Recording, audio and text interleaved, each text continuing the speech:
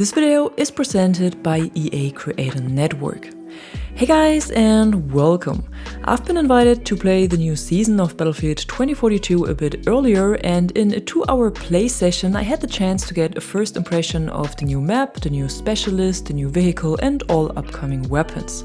There were a lot of things that I liked a lot and that I'm excited to play during the next few months, but also some things that were not so great and that definitely need to be adjusted.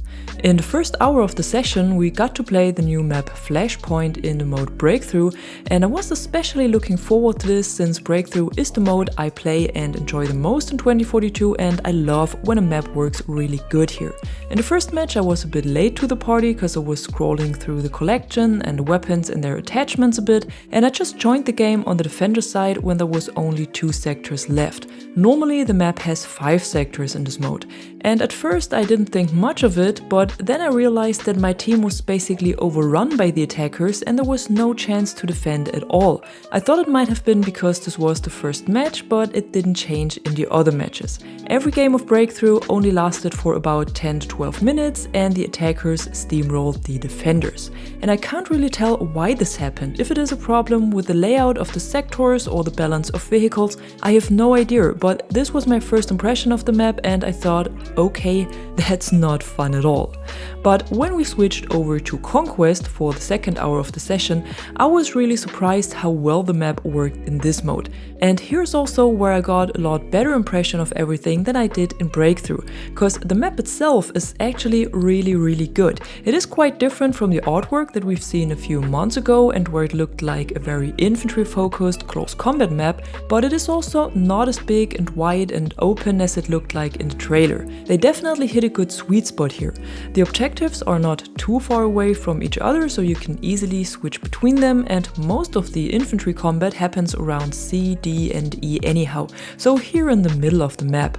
And that's also where the underground part is, with the reactor, the tunnels and this huge tube that we saw several times in the trailer. And even if you only focus on this part of the map, it's already loads of fun to play. Similar to Spearhead, the map also has clear defined path for vehicles, so you won't encounter a tank in each and every corner, and especially the objectives on the edges that are more open are also more contested by vehicles. Of course, you can also get into some of the underground parts with tanks or even try to get in there with a helicopter, but that's usually not the best idea. Overall, I found the map very enjoyable and very well designed, even though Breakthrough definitely needs some adjustments, but in Conquest the objective areas all have a good size, enough cover to hide and flank, the paths between the objectives were clear and provided cover as well, and there is a lot of small spots and hidden paths all over it that give it a really good flow. And what I liked as well is that the Conquest layout only has 1 objective per sector, so this whole you have to hold a full sector and not only a single objective thing doesn't play any role here. The 4 new weapons, as well as the 2 new vault weapons, were also very balanced and had a good feel to them, and I couldn't find any that was a lot better or worse than the others. The new assault rifle RM68 worked pretty good on mid and long range for me with the default setup, but it can also be equipped with a shortened barrel and close combat ammunition for a more close range setup. I personally found it more useful with the standard ammo and the factory barrel, and even though its description in the trailer said it has a built-in suppressor, you can still swap it with any of the muzzle brakes or compensators when you're not a fan of suppressors in general. I'm not quite sure why there are also the normal light suppressors available for this weapon, since the 2 unique barrels work like light suppressors as well and even have some more benefits, but that's something I found out once the season was released. The new LMG RPT-31 also comes with a usual set of attachments and feels a bit like a mix of LCMG and PKP. It can be a bit hard to handle and also needs a bit of time to deploy and aim down sights, so in general it feels a bit slower and more sluggish, but once it's ready to fire and it hits really hard. Definitely not overpowered like the Advances was at release, but still very useful for suppressive fire and when defending positions. So basically what an LMG should be.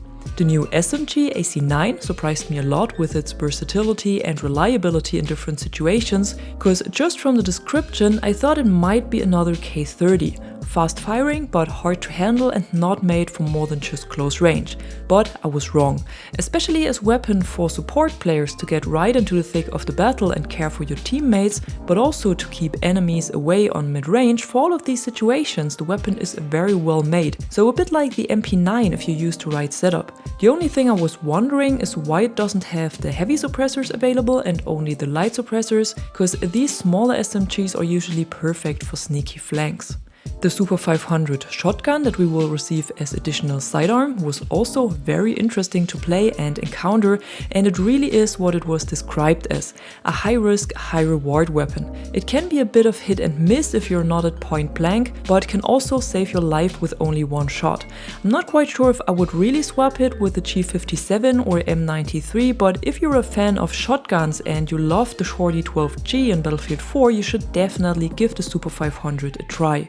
The two new vault weapons, SVD and Type 88, seem to be very well balanced right from the start this time, and especially with the SVD I had a very good time. Attachments are the same as for the other vault weapons, so nothing new here, and weapon skins are also not available for them yet, but this is something the devs are looking into and have also confirmed once again during the playtest, but it will take a bit of time. The new specialist, Camilla Blasco, was quite different from what I had expected, and I gotta be honest, I didn't play her that much, because I was having a lot of fun with the assault class and the new gadget, but more about that later. For Blasco, I also found that it was not easy to get into the right playstyle with her, because she's so completely different from the other recon specialists that are all focused on spotting or hacking. Her trait that allows her to stay unnoticed by motion-based gadgets like the proc sensor or the tox had not as much impact as I thought it would have, but her infiltration device on the other hand was even more useful than expected. It takes a bit of time to find the best spots and situations for it, but then it has a great strategic value, because within its radius that you can see here on the minimap, it does not only disable all enemy devices like insertion beacons or claymores and keeps you from getting spotted by the enemy, but it also disrupts their minimaps. And that actually felt like the greatest advantage of all of these features.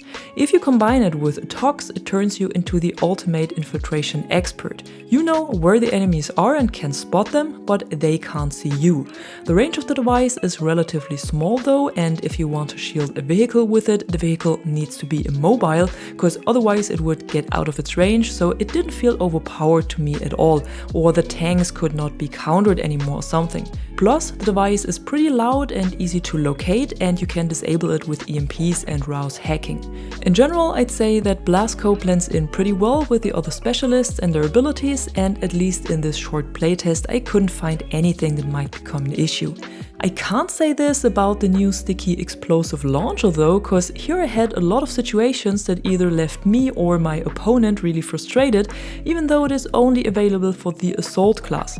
Of course, in this session a lot of people played it and everyone wanted to try it out, so it might be different on public servers, but still I think the gadget needs some tweaks. What I'm talking about is the effect it has to infantry, cause once the sticky projectile was launched towards your direction, you have no chance of survival. You can see that little marker here that shows you that the projectile is close to you or sticks on your forehead, but you can't do anything against it anymore. And that's pretty frustrating, especially when you actually won the gunfight, but the enemy still managed to fire a projectile. Against structures it works pretty well and is very useful to open new ways on the map, but against vehicles it only deals little damage, and I honestly wish it would be the other way around. I wish it would deal more damage to vehicles instead of infantry, or you would have at least a short moment to react and maybe counter it by pressing a button to get it off your body.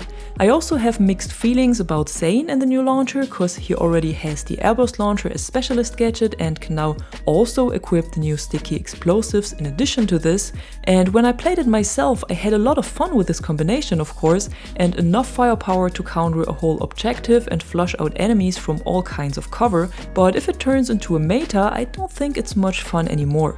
So here it remains to be seen if it becomes a problem or not. In general, the launcher is a great addition to the existing arsenal, I just think it might need some adjustments. What I also tried out for a bit is the new vehicle, the CAV Brawler, and after the AC9, this was the next part of new content that really surprised me. I'm not that much of a vehicle player, but often used him to get my team behind enemy lines or on the objective area, so I was pretty happy to see another transport vehicle being added to the game. And it is really as good as it was shown in the trailer. It has 5 seats, a driver, 2 gunner and 2 open seats, and for these 2 open seats in the rear of the vehicle, they brought back a mechanic we had in Battlefield 5, and that's docking. So while you are exposed in there and might be an easy target for snipers, you can also just crouch and hide inside of the vehicle. That's pretty cool, and I love to see this mechanic returning to the franchise, but the crawler also has some great defense systems for itself. As driver, you have 3 equipment slots, and these can be filled with the threat detection, the active protection system, and also the new close defense system. So everything that keeps you from getting easily destroyed by infantry. The firepower of the vehicle is pretty okay, but not overpowered, and it's just perfect for getting your teammates into an objective area or on flanks. Even better than the MAV or the EBLC RAM. The open seats in the rear also have the advantage of repairing from inside of the vehicle, and even if the crawler is full, you can still spawn on it. Then it appears on the map with this small green icon, and when you spawn in, you deploy on foot on the outside of the vehicle.